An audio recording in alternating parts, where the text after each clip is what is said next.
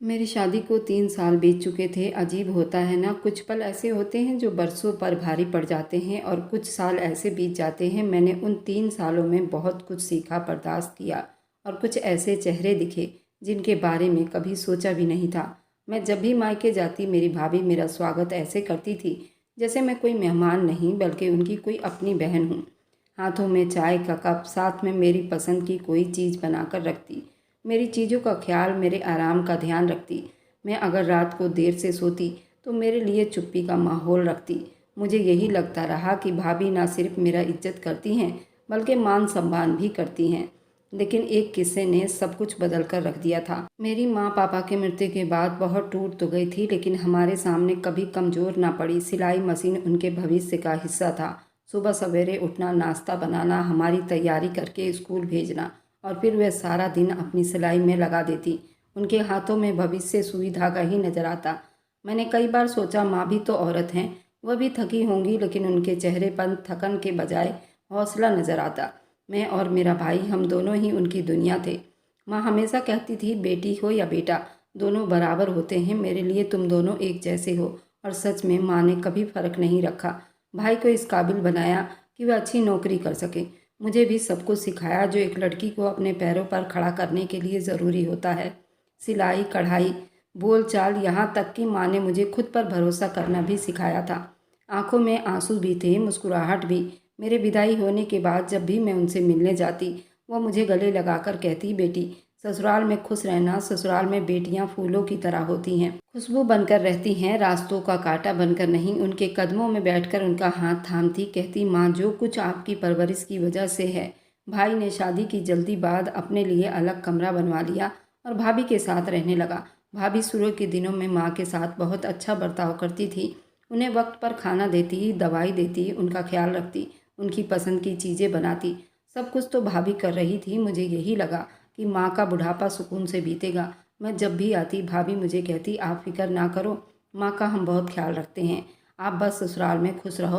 और मैं उनकी बात पर भरोसा कर लेती थी। मेरा भरोसा इसलिए भी मजबूत था क्योंकि माँ भी मेरे सामने हमेशा कहती, बेटा तुम्हारी भाभी बहुत सेवा करती है, जो काम नहीं कहती वह भी कर देती है, भगवान उसे खुश रखे। वक्त यूं ही बीत रहा था। एक दिन माँ ने कहा, तुम्हारी भाभी बहुत अक्लमंद है, मुझे तो आराम हो गया है। मैंने भाभी के लिए भगवान से प्रार्थना की। माँ की जुबान से तारीफें सुनकर दिल में बहुत ठंडक पैदा हुई। मेरे पति के बेरोजगारी की वजह से मेरी जिंदगी के पहिए डगमगा रहे थे, लेकिन माँ के घर जाकर जैसे सांस लेती, उनकी गोद में सर रखकर उनकी बातें सुनकर मैं दुनिया की हर बुरी चीज़ों को भूल जाती।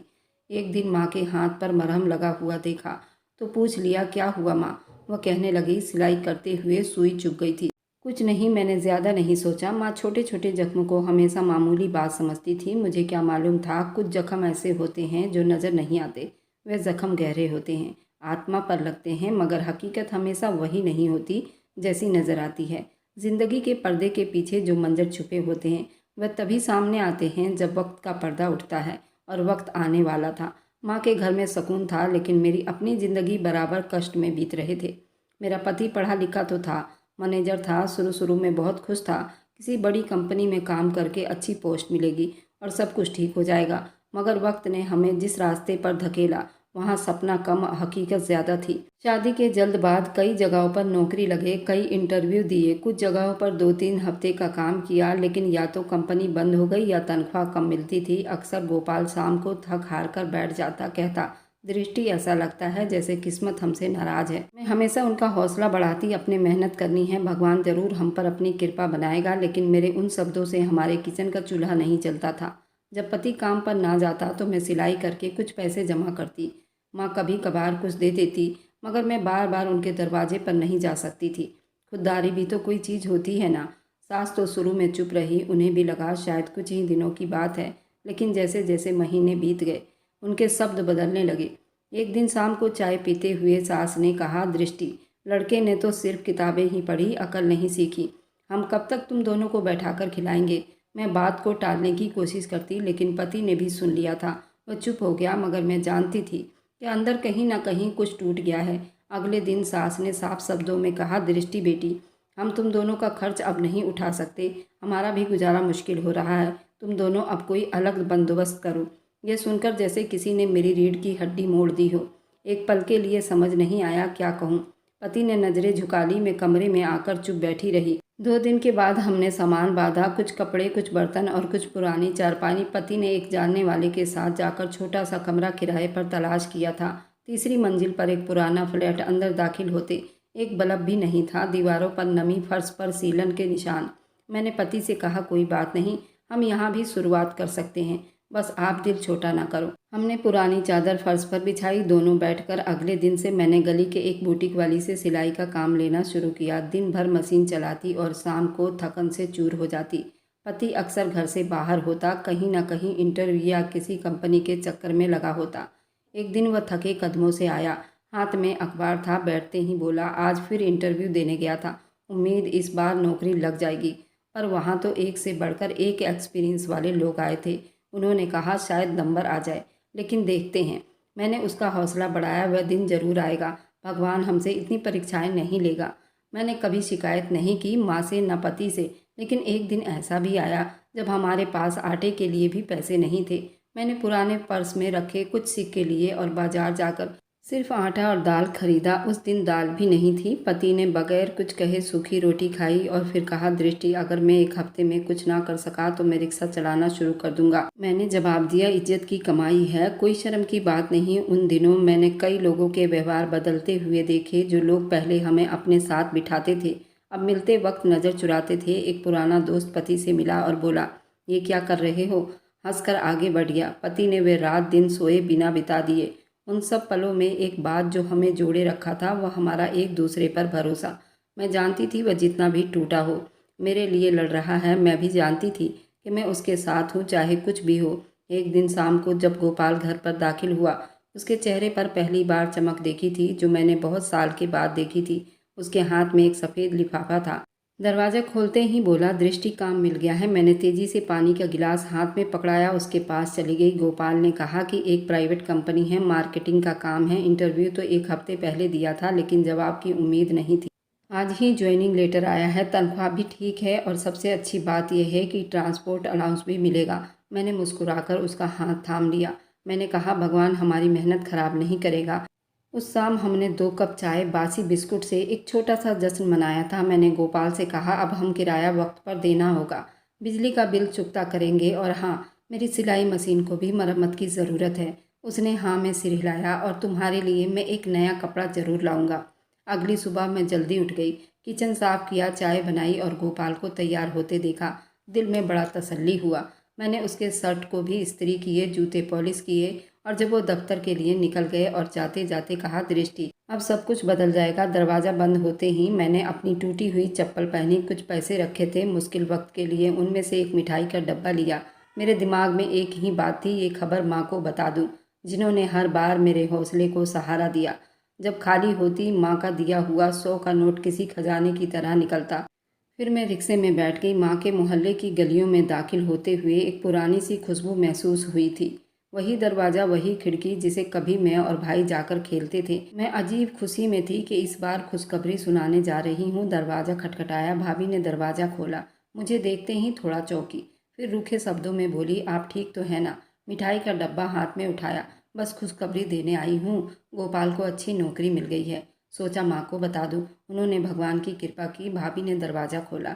अंदर आ जाओ, माँ अपने कमरे में है। मैं अंदर दाखिल हुई तो माहौल थोड़ा बदला बदला सा लगा। माँ का कमरा सादा था, जैसा हमेशा होता था, मगर वहाँ एक अजीब सी खामोशी छाई हुई थी। माँ चारपाई पर बैठी थी। मेरे कदमों की चाप सुनकर नज़रें उठाई और फिर चेहरे पर वही मुस्कुराहट जो मुझे हमेशा हौसला देती थी। दृष्टि, मेरी बच्ची आई है। माँ ने मेरे हाथ थाम लिए। और सब ठीक है ना? मैंने मिठाई का डब्बा उनके हाथ में रखा। माँ, गोपाल को नौकरी मिल गई है, एक बड़ी कंपनी में, तनख्वाह भी अच्छी है। मैंने सोचा सबसे पहले आपको बताऊं। माँ ने आंखों में आंसू लिए सर हिलाया। भगवान की कृपा है, मेरी प्रार्थनाएं रंग लाई हैं। मैं उनके पास बैठ गई और हम दोनों ने मिठाई खाई। माँ ने कहा, अब सब कुछ ठीक हो जाएगा, तुम भी चैन का सांस लोगी। मैं अपने घर की बातें करती रही। माँ मेरी सिलाई और गोपाल की कोशिश से अब हमारी तंगी दूर हो जाएगी। जब हम बातें कर रहे थे, मेरी भाभी चुपचाप कमरे में आती जाती रही, लेकिन उनकी शक्ल पर कुछ तनाव महसूस हो रहा था। माँ ने मेरे सर पर हाथ रखा। बेटा, ये दिन जो बीत गए हैं, उनका दुख ना रखना दिल में। भगवान सब कुछ ठीक कर देगा और तुम दोनों खुश रहोगे। मैंने जवाब दिया, माँ, बस आपकी प्रार्थनाओं का तो असर है। अब सब कुछ हाथ में आया तो मैं चाहती हूँ कि आपकी दवाई वक्त पर आए, आपकी छोटी मोटी ज़रूरत पूरी हो। माँ कुछ कहना चाहती थी लेकिन शायद भाभी की मौजूदगी ने उन्हें रोक दिया था। मैंने खुद भी महसूस किया था भाभी की नज़रें बार बार कुछ कह रही है। मैंने माँ के हाथ चूम लिए और कहा, अब मुझे जाने का कह दो। दरवाज़ा पर आकर मैंने पीछे मुड़कर माँ को देखा। वह अभी तक वहीं चारपाई पर बैठी थी और नज़रें दरवाजे पर थी। उनकी आंखों में एक चमक थी, शायद खुशी की, शायद वह रोशनी जो एक माँ को अपने बच्चे के अच्छे वक्त पर महसूस होती है। मैं दरवाजे से बाहर निकली, लेकिन दिल में अजीब सी बेचैनी थी। भाभी की चुप्पी, उनकी नज़रें, माँ का ठहराव, कुछ था जो मुंह पर आने से परहेज कर रहा था। माँ से मिलकर आई थी, दिल में एक अजीब सा सुकून लेकर वापस आई थी। गोपाल को सारी बात बताई। उसने मुस्कुराकर कहा, चलो अच्छा किया माँ का आशीर्वाद लेने गई थी। यही आशीर्वाद बाद में काम आते हैं ज़िंदगी में। अगले दिन शाम को माँ का ख्याल फिर दिल में आया। मैंने सोचा कि कुछ दिन के बाद फिर मिठाई लेकर जाऊंगी। फिर एक दिन यूं हुआ कि बाजार से जाते हुए नज़र गरम शॉल पर पड़ा। मैंने सोचा ले लेती हूँ। मेरे माँ के पास कोई गरम शॉल नहीं था। उस दिन रिक्शे में बैठकर माँ से मिलने चली गई। मौसम भी सुहाना था। मेरा दिल अजीब सा बेचैन हो रहा था। शायद कभी कभी आने वाले तूफान की आहट पहले ही दे देती है, बस हम समझ नहीं पाते। जब गली में दाखिल हुई तो बिल्कुल चुप्पी थी। दरवाज़ा आधा खुला हुआ था। मैंने दरवाजे को धीरे से धकेला। जैसे ही अंदर कदम रखा, एक चीख सुनाई दी, छोड़ दे मुझे। ये मेरी माँ की आवाज़ थी, जो मुझे खुद भी यकीन नहीं हुआ। सामने का मंजर ऐसा था कि जैसे किसी फिल्म का नेगेटिव सीन हो। मेरी भाभी माँ के बालों को दोनों हाथों से पकड़कर नोच रही थी और माँ जमीन पर बैठी दर्द से चिल्ला रही थी, तुझे शर्म नहीं आती? बूढ़ी औरत से ऐसा व्यवहार करती है। मैंने चीख कर कहा। दौड़कर भाभी को जोर से धक्का दिया। एक तरफ लुढ़क गई और मैं माँ के पास जाकर घुटनों के बल बैठकर माँ को सहारा दिया था। माँ के चेहरे पर हाथ फेरा, उनके बालों को सुलझाया। माँ ने नज़रें झुका ली, जैसे वह शर्मिंदा हो गई। बेटी ने उन्हें इस हाल में देख लिया था। लेकिन मुझ में अब सब्र करने की हिम्मत नहीं थी। भाभी की तरफ देखा। ये सब क्या है? ये तुम क्या कर रही थी माँ के साथ? उन्होंने तो तुम्हें हमेशा बेटी की तरह देखा, तुम आज उन्हीं के बाल नोच रही हो। भाभी जो फर्श से उठ चुकी थी, तीखी आवाज़ में बोली, मैं इस बुढ़िया से तंग आ गई हूँ। मेरा पति अकेला कमाता है, सारा वह तुम्हें चुरा चुरा कर दे देती है, जैसे मेरा पति हराम का कमाता है। मैंने हैरानी से माँ की तरफ देखा। उन्होंने नज़रें चुरा ली। ये बात है? मैंने ठंडे शब्दों में कहा। तुम्हें इस बात का मलाल है? माँ अपनी बेटी को चुरा कर कुछ देती है? अगर तुम्हें ये अच्छा नहीं लगता तो आज के बाद यहाँ से कुछ नहीं ले जाऊंगी। भाभी टेढ़ी मुस्कुराहट से हंसी और कहा कि ये चालाक है, तुम्हें भर भर कर दिए जा रही है, खुद तो अब किसी काम की नहीं रही। आंखों से दिखता नहीं, बैठे बिठाए रोटियां तोड़ रही है और चुरा चुरा कर तुम्हें देती रहती है। मेरा दिल जैसे सीने से बाहर निकलने को था। मैंने माँ को कंधों से थामा। चलो यहाँ से, अब तुम यहाँ एक दिन नहीं रहोगी। दरवाज़ा जैसे खुला, भाई ने अंदर कदम रखा तो उसके चेहरे पर सांप सूंघ गया था। वह सीधा मेरे सामने आकर खड़ा हुआ और एक नज़र माँ पर डाली, जो दीवार के साथ पीछे हटकर खड़ी थी। मैंने आगे बढ़कर कहा, भाई आप कम से कम सच जानने की कोशिश तो करो, एक बार मेरी बात तो सुनो। उसने हाथ के इशारे से मुझे चुप करवा दिया। ना मुझे तुम्हारी बात सुननी है, ना किसी सफाई की ज़रूरत है। बहुत हो गया ये तमाशा। हर दूसरे दिन कोई ना कोई नई समस्या रहती है। भाभी पीछे खड़ी थी लेकिन तसल्ली में थी, जैसे उनकी चाल कामयाब हो चुकी हो। मैंने फिर एक बार कहा, सिर्फ इतना सुन लो। माँ पर हाथ उठाया गया है, मैं तुम्हें कुछ नहीं कह रही, बस इंसाफ की बात कर रही हूँ। भाई ने तेज शब्दों में कहा, इंसाफ? तुम्हें यहाँ कोई हक नहीं आकर हमारे घर का सुकून खराब करो। माँ को अगर इतना ही शौक है तुम्हारे साथ रहने का तो ले जाओ इन्हें, हमें किसी के सहारे की अब ज़रूरत नहीं। माँ के तरफ देखा तो उनकी आंखें जैसे पानी से भर गई थी। वह कुछ कहना चाहती थी मगर शायद बोलने की हिम्मत नहीं थी। मैंने भाई के कदमों की तरफ देखा, शायद उसमें कोई तरस आ जाए, लेकिन वह और ज़्यादा गुस्सा होता चला गया। दरवाज़ा बाहर है, निकल जाओ। आज के बाद तुम दोनों की इस घर में कोई जगह नहीं। मैंने माँ की कलाई पकड़ी और उनके पास जाकर नरमी से कहा, चलिए, हमें किसी के चौखट पर नहीं रहना। भाई दरवाजे से हट गया और मैंने माँ को धीरे धीरे बाहर की तरफ ले जाना शुरू किया। हम दोनों ने एक बार फिर पीछे मुड़कर नहीं देखा। दरवाज़ा जोर से बंद हुआ और जो अंदर से आवाज़ सुनाई दी थी वह भाई और भाभी की गाली थी। माँ ने कहा, काश आज तेरा बाप जिंदा होता तो ये दिन ना देखना पड़ता। मैंने उनका हाथ दबाया। अगर पापा जिंदा होते तो आपकी कदर ज़रूर होती, लेकिन माँ आपकी बेटी अभी जिंदा है। रिक्शा लेकर हम सीधा अपने किराए के मकान पहुँचे। मैंने दरवाज़ा खोला, माँ को सहारा दिया, अंदर ले गई। वह चुप से चारपाई पर बैठ गई। मैंने पानी दिया, उनके जूते उतारे, पंखा ऑन कर दिया। कमरे में सन्नाटा था। माँ की नज़रें छत की तरफ थी। मेरा दिल बार बार सोच रहा था, किस तरह वह इस उम्र में ये सब कुछ सह गई हैं। मैंने उनका बैग खोला जो वह साथ लाई थी। अंदर एक पुराना पर्स और 2 जोड़े कपड़े, एक सफ़ेद दुपट्टा था। माँ अपनी पूरी ज़िंदगी का सामान छोटे से बैग में लाई थी। मैंने किचन में गई, चाय बनाया। माँ के साथ बैठकर चाय पीती हुई सोच रही थी कि माँ को ये सब भूलने में कितना वक्त लगेगा। शाम को गोपाल आए तो दरवाज़ा खोलते ही चौंक गया। मैंने गोपाल से कहा, माँ हमेशा के लिए यहाँ आ गई हैं। भाई ने हमें निकाल दिया है। गोपाल अंदर आया और माँ को देखकर चुप बैठ गया। माँ ने नज़रें झुका ली जैसे शर्मिंदा हो गई हों। गोपाल ने मुझसे कहा, ये कब फैसला हो गया? मैंने साफ शब्दों में जवाब दिया, फैसला उन्होंने किया है, हमने तो बस बर्दाश्त किया। गोपाल ने कुछ नहीं कहा, चुप से कमरे में चला गया। माँ ने धीरे से कहा, तुम्हारे पति को परेशानी ना हो मेरी वजह से। मैंने उनके पाँव दबाना शुरू कर दिए। परेशानी तो तब होगी जब इंसान बोझ होता है। आप तो मेरा सहारा हैं। उस रात हमने सादा सा खाना खाया। माँ ने कम खाया, शायद तबीयत के साथ दिल में दर्द भरा हुआ था। मैंने बिस्तर बिछाया, माँ को कंबल दिया, खुद उसके पास बैठ गई। रात देर तक माँ सो नहीं सकी। मैंने उनसे कहा, सो जाओ माँ, सब ठीक हो जाएगा। उन्होंने धीमी आवाज़ में कहा, बेटी मैंने बहुत कुछ सह लिया, अब सिर्फ ये चाहती हूँ कि बाकी वक्त सुकून से बीते। मैंने उनके चेहरे पर हाथ रखा। ये घर आपका है, यहाँ आपको कोई कुछ नहीं कहेगा। कमरे में चुप्पी छा गई। बाहर सड़क पर कुछ आवारा कुत्तों की भौंकने की आवाज़ थी, लेकिन अंदर हम दोनों माँ बेटी के दिल में एक दूसरे के सहारे सुकून ढूंढने की कोशिश कर रहे थे। मैं जानती थी कि अगले दिन से सब कुछ बदल जाएगा। माँ के लिए दवा, उनके आराम और गोपाल के मिजाज को लेकर एक नई जंग शुरू हो जाएगी। लेकिन मैं तैयार थी, क्योंकि अब मेरे साथ माँ थी और उनका साथ मेरे लिए सब कुछ था। सुबह मामूली के हिसाब से मैंने नाश्ता तैयार किया। माँ अब तक सो रही थी। गोपाल रात को देर से आया था, इसलिए उन्हें जगाने का इरादा नहीं किया, लेकिन मेरे दिल में हल्का सा शक था। कल जो कुछ हुआ उसका नतीजा आज सामने आना था। गोपाल की चुप्पी भी कुछ इशारे दे रही थी। किचन में बर्तन समेटते हुए मैंने सुना, कमरे का दरवाज़ा खुला है। गोपाल की चप्पलों की आवाज़ धीरे धीरे मेरी तरफ आ रही थी। वह किचन के दरवाजे पर आकर रुक गया। मैंने सर उठाया, उन्हें हल्की सी मुस्कुराहट दी। दृष्टि, चाय दो। गोपाल ने सीधा सवाल किया था, ये कब से तय था कि तुम्हारी माँ हमारे घर में आकर रहेगी? मैंने चाय कप ट्रे में रखा और कहा, यह तय नहीं था, मजबूरी थी। तुम्हें सब बताने ही वाली थी, लेकिन रात देर हो गई थी। भाई ने माँ को घर से निकाल दिया है।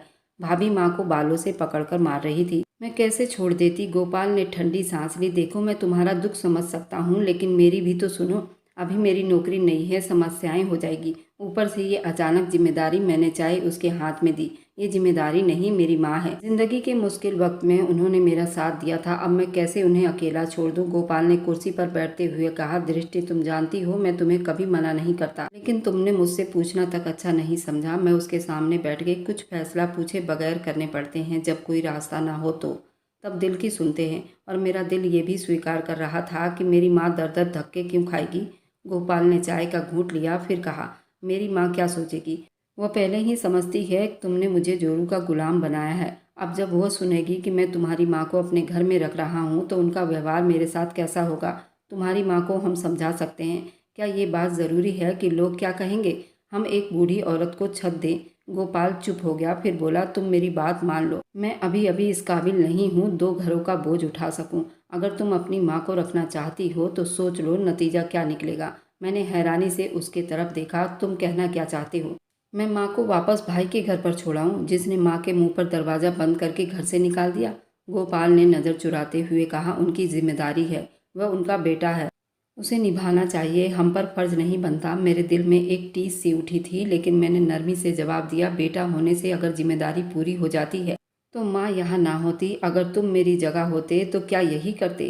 अपनी माँ को यूं ही अकेला छोड़ देते? गोपाल थोड़ा झुंझला गया था। तुम हर बात को जज्बाती तरीके से सोचती हो, मैं हकीकत बता रहा हूँ।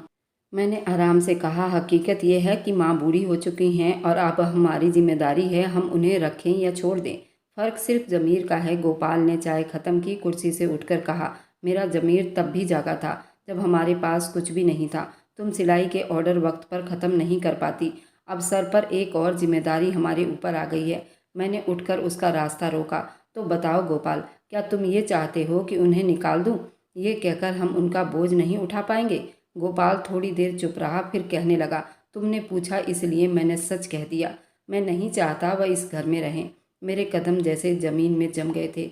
मैंने धीरे से कहा, तो फिर गोपाल ये जान लो, अगर माँ इस घर से जाएगी तो मैं भी उनके साथ जाऊंगी। गोपाल ने एक पल के लिए मेरी आंखों में देखा। फिर दरवाज़ा खोला और बाहर निकल गया। गोपाल के जाने के बाद कमरे में चुप्पी का एक राज था, जैसे कोई मौत हो गई हो। मैं वहीं खड़ी की खड़ी रह गई। वे शब्द मेरे कानों में गूंज रहा था, मैं नहीं चाहता कि वह इस घर में रहे। मेरे पीठ की तरफ हल्की सी आहट हुई। मैंने पलटकर देखा, माँ दरवाजे के पास खड़ी थी। उनका चेहरा बिल्कुल सुन पड़ा था, लेकिन आंखें साफ बता रही थी कि वे सब कुछ सुन चुकी हैं। मेरे कदमों तले से जमीन निकल गई थी। माँ आप शब्द ढूंढने लगी, लेकिन बस एक धीमी सी मुस्कुराहट के साथ बोली, सब सुन लिया बेटा। दरवाज़ा थोड़ा सा खुला रह गया था, आवाज़ बाहर तक आ रही थी। मैंने आगे बढ़कर उनका हाथ थामा। आपने जो सुना बस एक थोड़े वक्त की बात है। गोपाल गुस्से में था, वह दिल से नहीं कहना चाहता था। वह चारपाई पर बैठ गई। उनके हाथ मेरे हाथ में थे, लेकिन उनमें वह गर्मी नहीं थी जो पहले हुआ करती थी। वह कुछ देर चुप रही, फिर बोली, बेटी एक बात कहूँ, बुरा मत मानना। हाँ, आप कहो जो दिल में आए। मुझे वृद्ध आश्रम भेज दो। ये सब था सीधा जिसने मेरे दिल को काट कर रख दिया था। मेरे लिए ये शब्द आग जैसे थे। ये क्या बोल रही हैं आप? उन्होंने मेरी तरफ देखा। कभी कभी इंसान खुद को बोझ महसूस करने लगता है, और जब दूसरे भी यही एहसास दिलाते हैं तो फिर वृद्ध आश्रम के दीवार अपने लगते हैं। मैंने उनके घुटने के पास बैठकर कहा, आप बोझ नहीं हो। ये घर आपका भी है। आपकी बेटी क्या है, आपको यहाँ से कोई नहीं निकाल सकता। माँ ने हल्का सा सर हिलाया, जैसे वो पूरी बात सुन चुकी हैं, लेकिन स्वीकार नहीं कर पा रही। गोपाल ने जो कहा वह भी सच है। उसकी नौकरी अभी नई नहीं है, सब समझती हूँ। और फिर गोपाल की माँ भी तो बूढ़ी है, वह भी तुम पर उंगली उठाएगी, भले ही उन्होंने तुम्हें निकाला है। मैं तुम पर बोझ बनना नहीं चाहती। मैंने सब्र के साथ कहा, अगर रिश्तों को तौला जाए फिर माँ जैसे रिश्ते की कीमत सबसे ज़्यादा बनती है। कमरे में फिर चुप्पी छा गई। माँ की आंखों में कोई सवाल नहीं थे, मेरे दिल में बेशुमार जज्बात जिनका कोई असर नजर नहीं आ रहा था। उसी शाम गोपाल घर लौटा, चेहरा थका हुआ था। शायद उसने भी सारा दिन इस बात को सोचा। दरवाज़ा खोलते ही उसने मेरी तरफ देखा, फिर माँ पर नज़र पड़ी। उसका शब्द बदला नहीं, लेकिन व्यवहार थोड़ा नरम लगा। खाना है, वो बोला। मैंने थोड़ा सा जवाब दिया, हाँ तैयार है। हम तीनों ने एक साथ खाना खा लिया, लेकिन वह एक मेज पर बैठकर तीन अलग कहानियों वाले लोग थे। गोपाल खाने के बाद कमरे में चला गया। मैं माँ के बर्तन उठाने लगी। माँ ने हाथ पकड़ लिया, बेटा संभल कर, अब हर कदम सोच कर रखना है तुम्हें। मैंने नरमी से कहा, माँ अगर कदम सोच कर रखने लगी तो जिंदगी बिखर जाएगी। हम साथ रहेंगे, कुछ ना कुछ कर लेंगे। अगली सुबह माँ पूजा करने लगी। मैंने उनके लिए चाय बना दी। वह चुप से चाय पीती रही। फिर अचानक बोली, दृष्टि, एक रिश्ता सिर्फ खून से नहीं बनता, आदतों से भी बनता है। और जब आदतें बदल जाए तो रिश्ता जीते जी मर जाता है। मैंने उनकी बात काटते हुए कहा, माँ गोपाल को थोड़ा वक्त दो, उसका दिल बदला है, लेकिन शायद हालात ने ऐसा करवाया है। माँ ने चाय का कप नीचे रखा। मुझे वक्त नहीं ठिकाने की फिक्र है, और मैं चाहती हूँ कि तुम भी सच्चाई का सामना करो। अगर गोपाल ने दोबारा गुस्सा किया तो मैं खुद ही कहीं चली जाऊंगी। मैं जोर से बोली, आप कहीं नहीं जाओगी। ये आखिरी बार है, मैं गोपाल से खुलकर बात करूंगी। अब ये मामला अधूरा नहीं छोड़ूंगी। उस दिन मैंने पहली बार फैसला किया, गोपाल से झगड़ा करके बात करनी पड़ेगी तो भी करूंगी, क्योंकि मैं अब और ज़्यादा अपनी माँ के चेहरे पर ये बेबसी नहीं देख सकती। रात को गोपाल कमरे में आया। मैंने दरवाज़ा बंद किया और सीधी बात की, गोपाल अगर तुम्हें मेरी माँ से कोई समस्या है तो साफ बता दो, लेकिन याद रखो अगर माँ जाएगी तो मैं भी उनके साथ जाऊंगी। गोपाल कुछ देर चुप रहा, फिर बोला, दृष्टि, तुम जानती हो मैं तुमसे मोहब्बत करता हूँ, लेकिन कुछ बातें हकीकत में स्वीकार करनी पड़ती है। मैंने साफ शब्दों में कहा, मोहब्बत सिर्फ शब्द नहीं होते, कुछ समझौते भी करने होते हैं। अगर तुमने मेरी माँ को स्वीकार नहीं किया तो मेरे लिए तुम्हारी मोहब्बत बेमतलब है। गोपाल ने सर झुका लिया। मुझे वक्त दो। मैं दरवाज़ा खोलकर बाहर निकल गई। माँ अब भी आंगन में बैठी थी। उनके चेहरे पर थकन थी, लेकिन जब मैं माँ के पास जाकर बैठ गई तो बोली, गोपाल से तुम्हारी बात हो गई? मैंने कहा, अब बात नहीं, फैसला हो गया। वह मुस्कुराई, लेकिन आंखें अब भी नम थी। उस रात माँ मेरे पास आई और मेरे दिल में एक वादा हमेशा के लिए जाग गया। माँ मेरी ज़िंदगी का हिस्सा है। माँ के साथ मैंने आखिरी रात अपने घर में चुप्पी से बिताई। वो मेरे साथ ही चारपाई पर लेटी, लेकिन उन्हें नींद नहीं आ रही थी। मैंने आंखें बंद किए रखा, मगर मैं जानती थी कि वो बराबर करवटें बदल रही थी। कभी उनका हाथ मेरे कंधे पर जाता, कभी वे धीरे से उठकर पानी पीती थी, फिर वापस आकर बैठ जाती। सुबह जब मैंने आँख खोली तो वह उठकर पूजा कर रही थी। मैंने उठकर चाय बनाया। मैंने उनके पास बैठे हुए पूछा, क्या सोच रही हो माँ? उन्होंने धीरे से कहा, मैंने सोच लिया दृष्टि, तुम्हारे लिए आसानी पैदा करनी होगी। मैं तुम्हारे और गोपाल के बीच दीवार नहीं बनना चाहती। मैंने जल्दी कहा, माँ ऐसी बात मत करो, मैं हर मुश्किल बर्दाश्त कर लूँगी, लेकिन आपको कहीं जाने नहीं दूँगी। उन्होंने मेरी तरफ देखा, मेरी बेटी, तुमने बहुत निभाया, अब मेरी बारी है, मुझे इजाज़त दो, मैं कहीं जा सकूँ। जहाँ मैं तुम्हारी ज़िंदगी का बोझ ना बनूं। मैं जानती थी माँ ज़िद्दी थी, खुददार थी, लेकिन मैं कुछ नहीं बोल सकी। उनकी नज़रें अब किसी फैसले के इंतज़ार में थी, बस खबर दे रही थी कि फैसला हो चुका है। दोपहर को मैंने माँ को दवाई दी, उनका कपड़ा एक छोटे से बैग में रखा। उन्होंने कुछ ना कहा, बस सर हिलाती रही। मैंने रिक्शा मंगवाकर उन्हें लेकर निकल गई। रास्ते में हम दोनों चुप थे। रिक्शे के शोर में भी माँ की चुप्पी सुनाई दे रही थी। वृद्ध आश्रम पहुंचकर दरवाज़ा खटखटाया। एक औरत ने अंदर से दरवाज़ा खोला। उम्र 40 के आसपास होगी, चेहरे पर गंभीरता। बहन, कैसे आना हुआ? मैंने हिचकिचाते हुए कहा, मेरी माँ के लिए कोई ठिकाने की तलाश है, कुछ वक्त के लिए। उन्होंने दरवाज़ा खोल दिया। अंदर आइए। मैं और माँ अंदर दाखिल हुए। सामने एक छोटा सा आंगन था, दाईं तरफ 2 कमरे और बाईं तरफ एक बड़ा हॉल, जहाँ चारपाई लाइन से लगी हुई थी। उन पर अलग अलग उम्र की औरतें बैठी हुई थी। कुछ बातें कर रही थी, कुछ चुप थी और कुछ बस खाली नज़रों से सामने देख रही थी। एक चारपाई खाली थी, वहाँ माँ को बिठा दिया। माँ ने आसपास देखा, फिर मेरी तरफ देखा। मैंने उनका हाथ थामा। ये सब आप जैसी हैं। माँ किसी का बेटा नहीं और किसी के बेटे ने ही उन्हें यहाँ छोड़ दिया, लेकिन मैं रोज़ आऊँगी और आपके साथ वक्त बिताऊँगी। माँ ने सिर हिलाया। यही काफ़ी है बेटी। वृद्ध आश्रम की इंचार्ज, जिनका नाम नीलम था, कागजी कार्रवाई पूरी की। उन्होंने कहा, यहाँ सबको बराबर समझा जाता है। वक्त पर खाना, दवा और किसी की भी तबीयत खराब हो तो अस्पताल का इंतजाम भी है। मैंने माँ के लिए लाया हुआ दुपट्टा निकालकर उनके कंधों पर रखा, उनके बाल सुलझाए और फिर धीरे से कहा, अब आप आराम से रहोगी। पहले दिन मैं देर तक वहाँ बैठी रही। माँ से बातें होती रही। साथ वाली चारपाई पर एक बूढ़ी औरत थी जो हर थोड़ी देर में मुझसे सवाल करती थी, बेटी तुम कहाँ से आई हो? तुम अपनी माँ को छोड़ने आई हो या लेने आई हो? मैंने नरमी से जवाब दिए, मैं माँ के साथ आई हूँ और यहाँ ये मेहमान है। वह हंसी थी, फिर कहने लगी, जो भी आता है यही कहता है, फिर यहीं का होकर रह जाता है। दूसरे दिन मैं दोबारा वहाँ पहुँची। माँ मुझे देखकर मुस्कुराई और पहले से अच्छी लग रही थी। मैंने उनके बालों में कंघी की, हाथों में तेल लगाया और उनके साथ बैठी रही। नीलम ने एक दिन मुझे एक तरफ ले जाकर कहा, दीदी आप रोज़ आती हो, बाकी जितने भी बूढ़े लोग हैं यहाँ पर एक बार आ गए हैं, उनसे कोई दोबारा मिलने नहीं आया। आपने तो हैरान कर दिया। मैंने कहा कि माँ है, मैंने उनकी उंगली थामकर चलना सीखा है, अब उनका सहारा बनना मेरा फ़र्ज है। कुछ दिन में वहाँ की सारी बूढ़ी औरतें मुझे जानने लगी। कोई कहती, बेटी आज मेरे सर में दर्द है, ज़रा तेल लगा दो। मैं सबके बीच माँ को भी वक्त देती, उनके साथ बैठती, बातें करती। माँ का व्यवहार बदलने लगा था। वह अब वहाँ की औरतों से बातें करती, आशीर्वाद देती और अक्सर मुझे प्यार से कहती, ये सब मेरी जैसी माँ है। अपने घर से अपना सिलाई मशीन उठाकर वहीं पर रख लिया। वहाँ बैठकर सिलाई करती, कुछ औरतों को भी सिखाती। कुछ वक्त में उन्होंने भी कपड़े सीने शुरू कर दिए, जो बाहर बेचकर कुछ आमदनी बन जाती। गोपाल ने इस बारे में कभी कुछ नहीं पूछा। घर में हमारा रिश्ता अब एक चुप्पी के साथ बीत रहा था, जिसमें जज्बात नहीं, बस वक्त बिताए जा रहे थे। वृद्ध आश्रम मेरे दिल का हिस्सा बन गया था, जहाँ मैं सांस लेती थी, जहाँ मेरे आसपास ऐसी औरतें थीं जिन्होंने सब कुछ खोकर भी हार नहीं मानी थी। एक दिन माँ ने मुझसे कहा, बेटी यहाँ तो मेरी जैसी कई माँ हैं, लेकिन उन सबको तुम्हारी जैसी बेटी दृष्टि नहीं मिली। भगवान तुम्हें हमेशा खुश रखे। तुमने अपनी ही माँ को नहीं, बहुत सी माँओं का सहारा बनकर दिखाया। मैंने उनके चेहरे को चूम लिया, दिल ही दिल में मुस्कुराहट दिया। जिंदगी ने मुझे मौका दिया, मैं किसी का बोझ नहीं, किसी का सहारा बन सकूं। वृद्ध आश्रम में माँ को रहते हुए कुछ महीने बीत चुके थे। मैं रोज़ जाती, कभी दोपहर को, कभी शाम को। माँ की तबीयत शुरू में तो काफ़ी ठीक लग रही थी, लेकिन पिछले कुछ दिनों से उनके चेहरे की रौनक धीमी पड़ने लगी थी। उन्होंने खाना कम कर दिया था, बातें भी कम हो गई थी। एक दिन जब मैं पहुंची तो माँ चारपाई पर लेटी थी और कंबल उनके सीने पर था। जबकि मौसम गर्म था, मैंने उनके हाथ पर हाथ रखा, वह गर्म था। माँ की तबीयत ठीक है। उन्होंने धीरे से आंखें खोली, बस हल्का सा बुखार है, कल से थोड़ी थकावट सी है।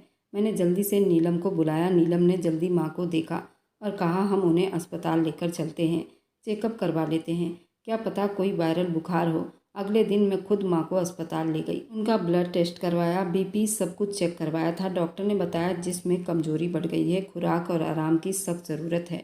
दवाई दी, समझाया गया। फिर घर जाकर मैंने गोपाल से कहा, माँ की तबीयत ठीक नहीं, मैं कुछ दिन वृद्ध आश्रम में ज़्यादा टाइम बिताऊंगी। गोपाल ने थोड़ा सा जवाब दिया, तुम्हारी मर्जी। अगले दिन मैं दोपहर को माँ के पास पहुँची तो वे चारपाई पर लेटी थी। हाथ में उन्होंने रुद्राक्ष की माला ले रखी थी और उसे गिन रही थी, लेकिन होठ हिल रहे थे। मैंने धीरे से बुलाया, माँ। उन्होंने आंखें खोली, धीमी सी आवाज़ में कहा, मेरी बच्ची। मैंने उनके हाथ दबाए, कैसी तबीयत है? आज कुछ ठीक नहीं लग रहा। शायद भगवान के घर जाने का वक्त आ गया है। मैंने जल्दी उनकी बात काट दी। ऐसी बातें मत करो, आप ठीक हो जाओगी। मैं आपकी दवा लेकर आती हूँ। उन्होंने मेरा हाथ पकड़ लिया। बेटा, जो वक्त भगवान ने लिखा होता है उसे कोई बदल नहीं सकता, लेकिन मैं तसल्ली में हूँ। मेरी बेटी ने वह सब कर दिखाया जो शायद बेटा नहीं कर पाते। मैंने उनके सिरहाने बैठकर उनके सर पर हाथ फेरा। आप फिर ठीक हो जाओगी। हम दोनों बाजार चलेंगे, आपको नया सूट दिलवाऊंगी। माँ हल्की सी मुस्कुराई, लेकिन वो मुस्कुराहट कमज़ोर थी। उनकी आंखों में नमी उभरी। सूट नहीं चाहिए बेटा, अब तो मोक्ष चाहिए। तुम्हें आशीर्वाद दे रही हूँ कि तुम हमेशा खुश रहो। उसी रात जब मैं घर गई, दिल में एक अजीब सी बेचैनी थी। गोपाल से थोड़ी सी बात हुई, फिर मैं सीधे बिस्तर पर चली गई, लेकिन नींद नहीं आ रही थी। सुबह उठी, सुबह सुबह फ़ोन बजा। नीलम की कॉल थी। मैंने जल्दी फ़ोन उठा लिया। हाँ जी। आवाज़ में चुप्पी थी। फिर उन्होंने धीमी आवाज़ में कहा, दृष्टि बेटी, माँ अब इस दुनिया में नहीं रही। रात गए उनकी तबीयत बिगड़ गई, हमें छोड़ गई। मेरे हाथ से फ़ोन छूटते छूटते बचा। मैं कुछ देर बिल्कुल चुप बैठी रही, फिर जल्दी से कपड़े बदले और रिक्शा लेकर वृद्ध आश्रम पहुँच गई। माँ की चारपाई पर अब सफ़ेद चादर थी। उनका चेहरा सुकून में था, जैसे किसी ने बहुत थक कर नींद ली हो। मैं उनके पास बैठ गई और हाथ थामा, जो ठंडा हो चुका था। आंखों से आंसू बह रहे थे। नीलम आकर मेरे कंधे पर हाथ रखा। दृष्टि, माँ बहुत सुकून से गई हैं। उन्होंने आखिरी वक्त तक तुम्हारा नाम लिया था। उनकी आखिरी प्रार्थनाएं तुम्हारे लिए थी। वृद्ध आश्रम की औरतें भी आ गई। कोई मेरा हाथ थामती, कोई मुझे आशीर्वाद देती, कोई कहती, हमने कभी किसी को ऐसे इतना कर्तव्य निभाते हुए नहीं देखा। मैं बस चुप रही। माँ चली गई थी, लेकिन उनका प्यार मेरे हाथों में रह गया था। अंतिम संस्कार का बंदोबस्त किया गया था। मैंने उनकी चिता को अग्नि दी थी। अगले दिन दोबारा मैं वृद्ध आश्रम गई। वहाँ की माँ मुझे गले लगाकर रो रही थी। एक बूढ़ी औरत ने कहा, दृष्टि, हम सब भी तेरी माँ हैं। तू सिर्फ अपनी माँ की सेवा नहीं करती, हम सबकी अपनी माँ जैसा सेवा करती है। मैंने उन सबको देखा और कहा, जब तक सांस है मैं हर माँ की बेटी रहूंगी। जिंदगी में बहुत से रिश्ते छूट जाते हैं, लेकिन माँ का साया कभी नहीं छूटता। माँ के जाने के बाद कई दिन तक मैंने खुद को वृद्ध आश्रम के कामों में बिजी रखा था। सुबह मैं वहाँ जाकर चक्कर लगाती, किसी के दवा की पर्ची संभालती, किसी के कपड़े सीती और शाम को वहीं कुछ घंटे बैठकर माँ की जगह खाली चारपाई को देखती रहती। एक दिन जब मैं वृद्ध आश्रम पहुंची, दरवाजे पर एक अजनबी औरत मेरा इंतजार कर रही थी। ना बूढ़ी थी, ना ज़्यादा जवान थी।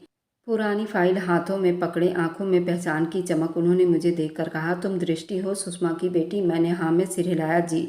आप कौन? उन्होंने मुस्कुराते हुए फाइल आगे बढ़ाई।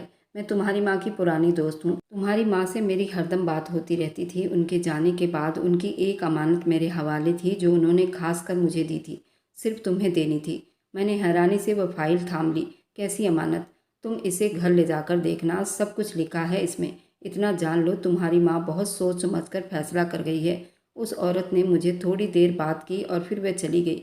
घर आकर मैंने कमरा बंद किया, फाइल खोली। अंदर एक रजिस्ट्री की कॉपी, कुछ लेटर और एक वसीयतनामा था। उसमें लिखा था कि मेरे माँ के यहाँ की थोड़ी बहुत ज़मीनें हैं। अब ये ज़मीन और ये पैसे तुम्हारे नाम करती हूँ, क्योंकि तुम इस पैसों का सही उपयोग करोगी और तुम इस वसीयत की असली हकदार हो।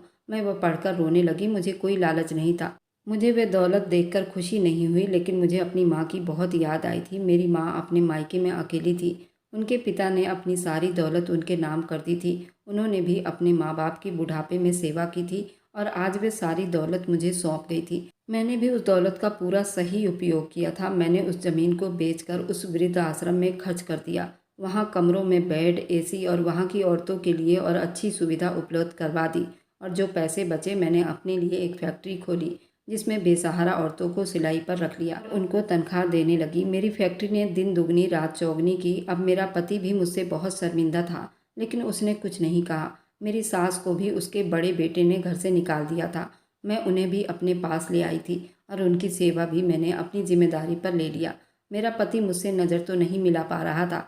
एक दिन मैं अपने सास को लेकर अस्पताल गई थी। वहाँ मेरा भाई मिला था। उसने माँ के बारे में पूछा। मैंने कहा, माँ इस दुनिया में नहीं रही। ऐसे लगा जैसे उसके चेहरे पर किसी ने थप्पड़ मारा हो। वो रोने लगा। मुझे खबर क्यों नहीं दी? मैंने कहा, जिस बेटे ने धक्के देकर घर से बाहर निकाला हो, उसे खबर देकर क्या करना था? उसने अपनी नज़रें झुका ली। जब मेरी नज़र भाभी पर पड़ी तो मैं हैरान रह गई। भाभी को पैरालाइज हो गया था। वह व्हील चेयर पर बैठी थी। मैंने भाई से कहा, ये कब हुआ? भाई ने कहा, माँ के जाने के बाद ये प्रेग्नेंट हो गई थी और इसने एक बेटे को जन्म दिया था। हम दोनों हवा से बातें करते थे। हमें किसी की कोई परवाह नहीं थी। लेकिन एक हादसे ने तेरी भाभी को अपाहिज कर दिया। बेटा 6 महीने का हो गया था। उसको दिमागी बुखार हो गया, वह ठीक नहीं हो पाया। उसका कई ऑपरेशन करवाया, 6 साल होकर उसकी मृत्यु हो गई और तेरी भाभी को उसी गम में पैरालाइज के 2-3 अटैक आ गए। अब यह अपने पैरों से नहीं चल सकती। मैं इसको लेकर बहुत परेशान हूँ। मैं उसकी बातें सुनकर दुखी हुई थी, भाभी को देखकर भी दुख हुआ था, लेकिन मैं उनके लिए क्या कर सकती थी। उन्होंने अपना कर्तव्य नहीं निभाया और भगवान ने उनके कर्मों की सज़ा इसी जन्म में दे दिया। भाभी को भी इसी वृद्धाश्रम में भाई ने भर्ती करवा दिया था, क्योंकि मेरा भाई बहुत परेशान हो गया था। मैं रोज़ उस वृद्धाश्रम में जाती और भाभी की भी देखभाल करती। भाई ने दूसरी शादी कर ली, लेकिन वह अपनी पहली पत्नी का भी पूरा खर्चा उठा रहा था। वृद्ध आश्रम में भी महीने का खर्चा देता। मेरे बच्चे तो नहीं हुए थे, लेकिन मैं उन बेसहारों की सेवा करके बहुत खुश रहती हूँ। मेरा पति भी मुझे पूरा सपोर्ट करता है और मेरी वीडियो आप लोग जहाँ कहीं से भी देखते हैं, कमेंट में अपने शहर और राज्य का नाम ज़रूर बताएं। मुझे आप लोगों के कमेंट पढ़ने में बहुत आनंद आता है और उन सभी का मैं बहुत बहुत धन्यवाद करना चाहती हूँ जो लोग मेरी वीडियो को देखते हैं और लाइक करते हैं और शेयर करते हैं। और अगर आपको आज की कहानी पसंद आई है तो वीडियो को ज़रूर लाइक कीजिएगा और अपने दोस्तों के साथ शेयर भी कीजिएगा। और हाँ, अगर आपने अभी तक हमारे चैनल को सब्सक्राइब नहीं किया है तो ज़रूर सब्सक्राइब कर लें। मिलते हैं हम अपनी कल की एक और नई दिलचस्प कहानी के साथ। मुझ पर सदा अपना प्यार और स्नेह बनाए रखें। सभी को मेरा प्यार भरा नमस्कार दोस्तों। खुश रहें, स्वस्थ रहें, मस्त रहें।